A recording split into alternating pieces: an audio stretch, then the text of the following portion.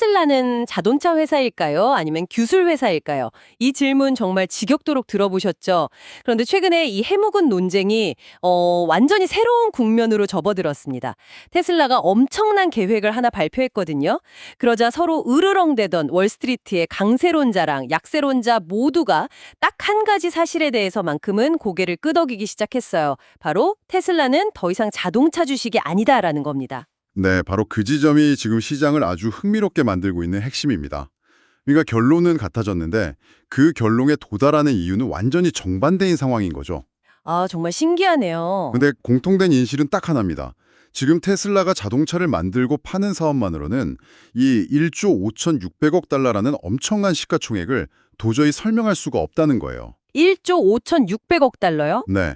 이게 얼마나 큰 숫자냐면 전통의 강자 제너럴 모터스가 약 780억 달러, 포드가 한 560억 달러 정도거든요. 와, 다 합쳐도 테슬라의 10분의 1도 안 되는 셈이죠. 정말 엄청난 격차네요. 자, 그럼 바로 이 지점에서부터 한번 제대로 파고들어보죠. 도대체 무엇이 테슬라의 가치를 이렇게 만들고 있는 걸까요? 그리고 이 대담한 전략적 전환이 여러분의 시각에서는 어떤 의미를 갖게 될지 지금부터 하나하나 뜯어보겠습니다. 가장 상징적인 사건은 역시 일론 머스크의 입에서 직접 나왔어요. 테슬라의 그 프리미엄 세단 라인업 있잖아요. 모델 S랑 모델 X. 네, 대표 차종이죠. 그걸 이제 생산 중단하겠다고 선언한 겁니다. 아니, 회사의 대표 상품을 없앤다니 이것만으로도 정말 충격적인데 동시에 자율주행, 로봇공학, 에너지 저장 같은 미래 기술에 무려 20억 달러를 쏟아붓겠다고 발표를 했어요. 20억 달러? 네. 이건 그냥 뭐 사업 다각화 수준이 아니라 말 그대로 회사의 운명을 건 올인처럼 들리는데요. 그 표현이 아주 정확합니다. 기존의 확실한 캐시카우를 포기하고 그 자원을 불확실한 미래에 전부 걸겠다. 이런 명확한 선언이었죠. 바로 이 지점에서 아주 날카로운 분석이 나옵니다. 바클레이지의 애널리스트 댄 레비가 이 결정을 두고 이렇게 표현했거든요. 자동차에서 물리적 AI로의 상징적인 이양이다. 잠시만요. 물리적 AI라는 표현이 아주 흥미롭네요. 우리가 흔히 아는 챗 GPT처럼 소프트웨어나 클라우드 안에 있는 그런 AI가 아니라 현실 세계에서 직접 움직이는 로봇이나 자동차 같은 형태로 구현되는 AI, 이걸 뜻하는 거겠죠? 정확히 보셨습니다. 이게 왜 그렇게 중요한 전환점으로 평가받는 건가요? 디지털 AI가 우리의 지식이나 소통 방식을 바꿨다면 물리적 AI는 노동, 운송, 생산 같은 이 물리적인 세계 자체를 바꾸는 잠재력을 가졌기 때문입니다. 그러니까 댄 레비의 분석은요. 이제 테슬라의 핵심 성장 동력이 몇 대를 파느냐에서 얼마나 똑똑한 기계를 세상에 풀어놓느냐로 바뀌었다는 걸 의미해요. 앞으로 테슬라의 가치는 로보택시나 완전 자율주행, FSD가 가져올 운송혁명, 그리고 옵티머스 같은 휴머노이드 로봇이 대체할 그 노동력의 가치로 평가받게 될 거라는 거죠. 이게 한 사람만의 의견이 아니라는 게 더 흥미롭습니다. 캐너코드 제뉴이티의 조지 지나리카스라는 분석가는 이번 발표가 마치 놀라운 풍요를 위한 선언문 같았다고 표현했어요. 선언문이요? 네, 무슨 공상과학 소설에나 나올 법한 이야기들이 이제 테슬라의 사업 계획서에 등장했다는 거죠. 잭스 인베스트먼트 리서치의 앤드루 로코는 더 나아가서 전기차 제조업체에서 로보택시, 에너지, 옵티머스의 모든 것을 거는 회사로의 결정적인 전환이라고 아예 못을 박았고요. 그렇죠. 이것만 봐도 월가가 이 변화를 얼마나 심각하게 받아들이고 있는지 알 수 있는 대목이죠. 외부 분석만 그런 게 아닙니다. 회사 내부의 목소리도 정확히 같은 곳을 향하고 있어요. 테슬라의 차량 엔지니어링 담당 부사장인 라스 모라비의 발언이 대표적인데요. 아, 내부자 발언이군요. 네, 그가 뭐라고 했냐면 회사가 더 이상 개인 소유 차량에 대한 수요에만 대응하는 것이 아니라 서비스로서의 교통을 제공하는 데 점점 더 집중하고 있다고 밝혔습니다. 서비스로서의 교통, Transportation as a Service. 맞습니다. 이건 단순히 차를 파는 회사를 넘어서 사람들이 이동하는 방식 자체를 구독 서비스처럼 제공하는 거대한 플랫폼 기업이 되겠다는 비전인 겁니다. 와, 정말 듣기만 해도 가슴이 뛰는 그런 미래인데요. 그런데 이렇게 거대한 비전을 듣고 있으면 잠시 잊게 되는 게 있죠. 바로 그래서 지금 당장 돈은 어디서 벌고 있는가 하는 아주 현실적인 질문입니다. 전문가님, 테슬라의 현재 재무제표를 열어보면 이 미래 비전과는 사뭇 다른 그림이 펼쳐진다고요? 네, 그리고 그 그림의 차이가 바로 테슬라가 마주한 가장 큰 딜레마입니다. 2025년 블룸버그 데이터를 보면요. 테슬라 전체 매출의 약 87%는 여전히 자동차 판매에서 나옵니다. 87%나요? 네, 회사의 비전은 저 멀리 AI와 로봇을 향해 달려가고 있는데 정작 회사의 월급이나 운영비는 도로 위를 달리는 자동차들이 벌어다 주고 있는 거죠. 미래와 현재 사이의 이 간극이 너무나도 큽니다. 게다가 그 유일한 수입원인 자동차 사업마저 요즘 상황이 쏙 좋지가 않잖아요. 그렇죠. 아시다시피 최근 차량 판매는 눈에 띄게 둔화되고 있고 많은 분석가들이 줄줄이 이익 전망치를 낮추고 있습니다. 심지어 일론 머스크의 그 유명한 조단위 보정 패키지조차 아, 맞아요. 차량 인도 실적 같은 과거의 지표와 직접적으로 연동되어 있습니다. 그러니까 회사가 나아가려는 방향과 CEO에게 보상을 주는 기준 사이에 아직 괴리가 존재하는 좀 아이러니한 상황인 거죠. 기술적인 현실도 좀 냉정하게 봐야 할 것 같아요. 로보택시나 휴머노이드 로봇이 상업적으로 널리 쓰이려면 아직 몇 년이 걸릴지 아무도 모르는 거고요. 맞습니다. 특히 내년이면 완전 자율주행이 가능하다는 약속은 우리가 거의 10년째 듣고 있는 이야기이기도 하죠. 그쵸. 그래서 월가에서는 양치기 소년 아니냐는 비판이 끊이지 않는 거고요.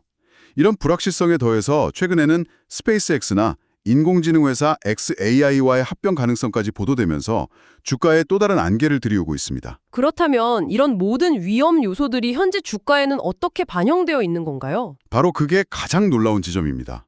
이런 위험 요소들이 거의 반영되지 않은 것처럼 보인다는 거죠. 네. 현재 테슬라의 주가 수익 비율, 그러니까 PER이 약 194배에 달합니다. 194배요? 네, PER이라는 건 현재 회사가 벌어들이는 순이익 대비 주가가 얼마나 높은지를 나타내는 지표인데요. 194배라는 건 지금의 이익 수준을 유지한다면 투자 원금을 회수하는데 194년이 걸린다는 뜻입니다. 와. 이게 어느 정도냐면 소위 매그니피센트 세븐으로 불리는 다른 거대 기술주들 있잖아요. 네네. 그 평균 PER의 6배가 넘는 수치입니다. 이 숫자는 딱 하나를 말해줍니다. 투자자들은 지금 테슬라의 실적을 보고 돈을 넣는 게 아니라 아까 말한 그 미래 이야기의 가치에 엄청난 프리미엄을 지불하고 있다는 거죠. 와, 그래서인지 월가의 평가는 정말 극단적으로 갈리는군요. 한쪽에서는 이 미래 이야기에 열광하고요. 앞서 언급했던 캐너코드 제뉴이티는 목표 주가를 무려 $520로 제시하면서 아주 장밋빛 전망을 내놓았습니다. 그렇죠. 지금보다 훨씬 더 성장할 거라는데 베팅하는 거죠. 반면에 JP모건 체이스의 애널리스트 라이언 브링크먼은 극도의 주의를 당부하면서 완전히 반대의 목소리를 냈습니다. 극도의 주의요? 네, 그는 테슬라의 목표 주가를 기존 $150에서 $145로 오히려 낮추고 사실상 매도 의견을 유지했습니다. 아니, 한쪽에서는 $520, 다른 쪽에서는 $145라니. 이건 그냥 시장을 다르게 보는 수준이 아니라 거의 다른 회사를 분석하고 있는 것 같은데요. JP모건은 도대체 어떤 치명적인 약점을 받기에 이렇게까지 극단적인 평가를 내놓는 겁니까? 브링크먼이 지적한 핵심은 바로 현금과 불확실성입니다. 테슬라는 2026년에 설비 투자를 지금의 2배 이상으로 늘리겠다는 아주 공격적인 계획을 발표했어요. 미래를 위해 엄청난 돈을 쓰겠다. 네, 그렇죠. 그런데 정작 그 투자의 결과물이라고 할 수 있는 차량 인도 대수 증가에 대해서는 확답을 주지 않았습니다. 돈은 2배로 쓰겠다는데 그걸로 얼마나 더 팔 수 있을지에 대해서는 말을 아낀 겁니다. 버는 돈에 대한 약속 없이 쓰는 돈만 2배로 늘리겠다는 거군요. 바로 그겁니다.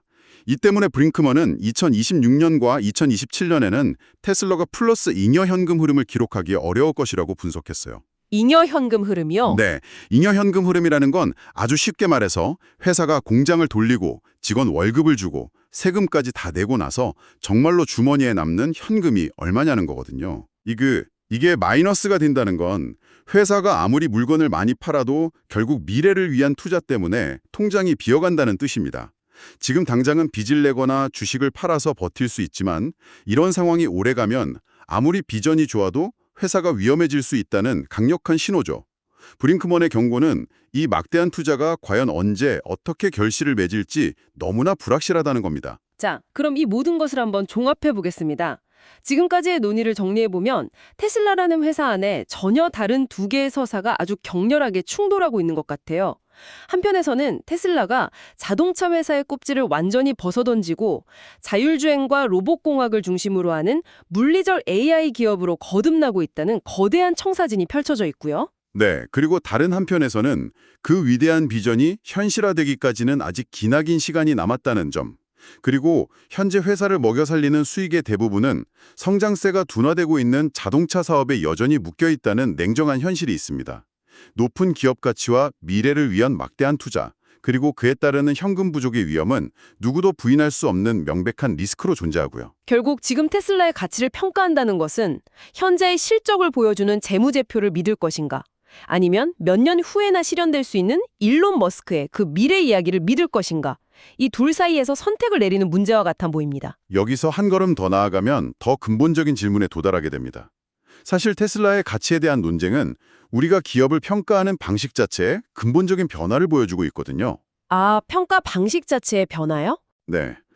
우리는 유형 자산과 현재의 수익을 중시하던 시대에서 미래 비전의 규모와 그 이야기가 가진 힘을 더 중요하게 여기는 시대로 넘어가고 있는 건지도 모릅니다.